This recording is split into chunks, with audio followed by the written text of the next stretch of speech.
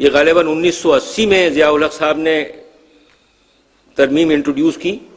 تو 1990 تک وفاقی شرعی عدالت کو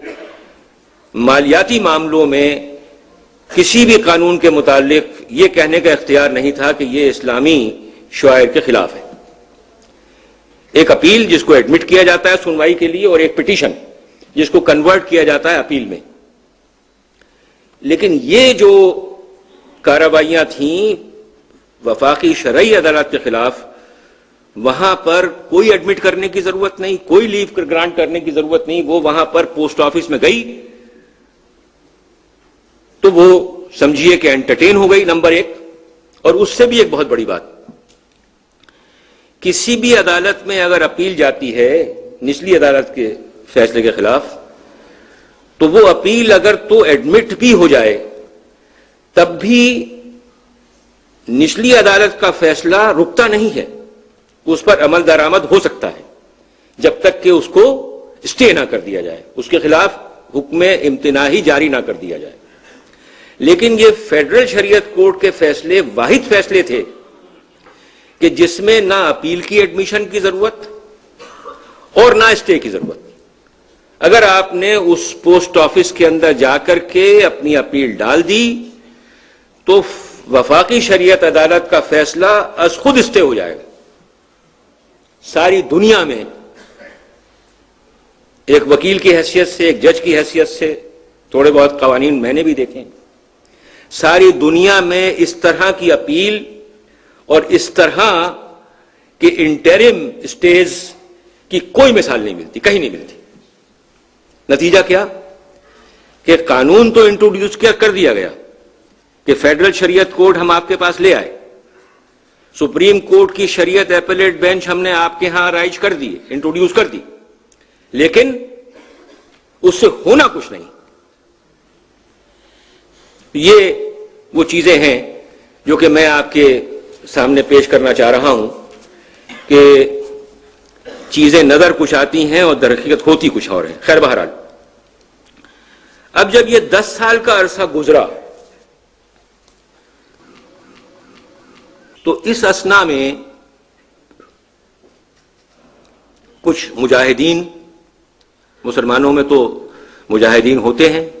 اور آج کل تو مجاہدین اور ٹیررسٹ ایک ہی ہوتے ہیں، ان میں کوئی فرق نہیں ہے۔ تو محمود الرحمان فیصل صاحب نے جیسے ہی وہ 10 سال کی مدت پوری ہوئی، سود کے خلاف ایک پٹیشن وفاقی شریعت عدالت میں پیش کر دی۔ مجھے صحیح معلوم نہیں، لیکن غالباً اسماعیل قریشی صاحب جو یہاں موجود ہیں، شاید انہی کے ذریعے سے وہ پٹیشن فائل ہوئی ہوگی، یا کسی اور نے فائل کی ہوگی، میں صحیح نہیں کہہ سکتا۔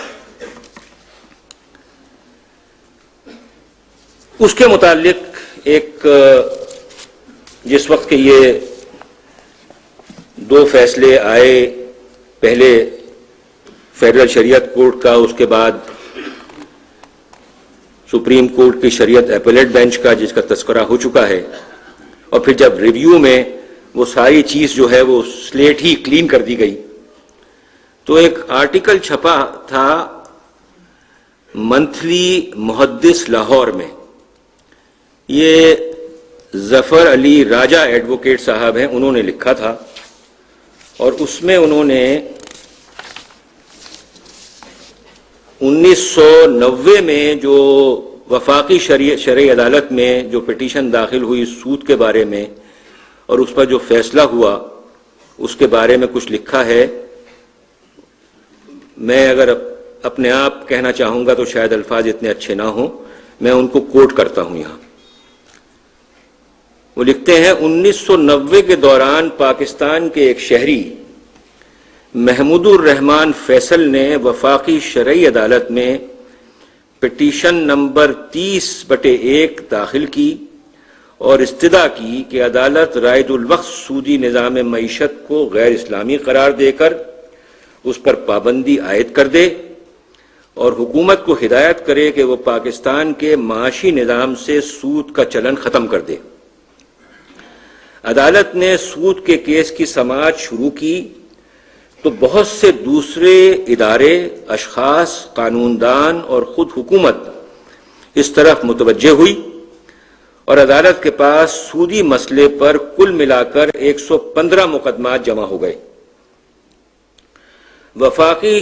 عدالت نے ان سب مقدمات کی مشترکہ سماعت کی اور اکتوبر 1991 میں 157 صفحات پر مشتمل اپنا تاریخی فیصلہ سنایا۔ اب آپ دیکھیے، اگر جج صحیح ہوں تو پھر کیا ہوتا ہے؟ 1 سال کے اندر اندر اتنا ویل کنسیڈرڈ اور اتنا ضخیم فیصلہ انہوں نے آپ کو دے دیا۔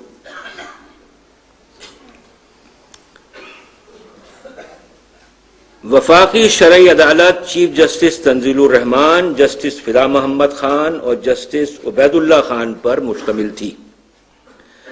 عدالت نے اپنے فیصلے میں نہ صرف یہ کہ سود کی تاریخ متعین کی، بلکہ ملک میں رائج تمام قوانین کا جائزہ لے کر بینکاری سمیت تمام سودی لین دین کو حرام قرار دے دیا اور حکومت اور تمام صوبوں سے کہا کہ وہ 30 جون 1992 تک متعلقہ قوانین میں تبدیلی کر لے۔ عدالت نے یہ بھی قرار دیا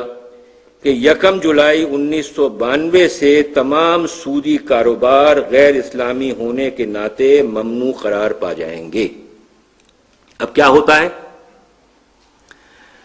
اب یہ ہوتا ہے کہ وہ جو 1980 کی کانسٹیٹیوشنل امینڈمنٹ ضیاء الحق صاحب لے کے آئے تھے، اس کی بنیاد کے اوپر اس سے پہلے کہ وہ مدت پوری ہو، جون 1992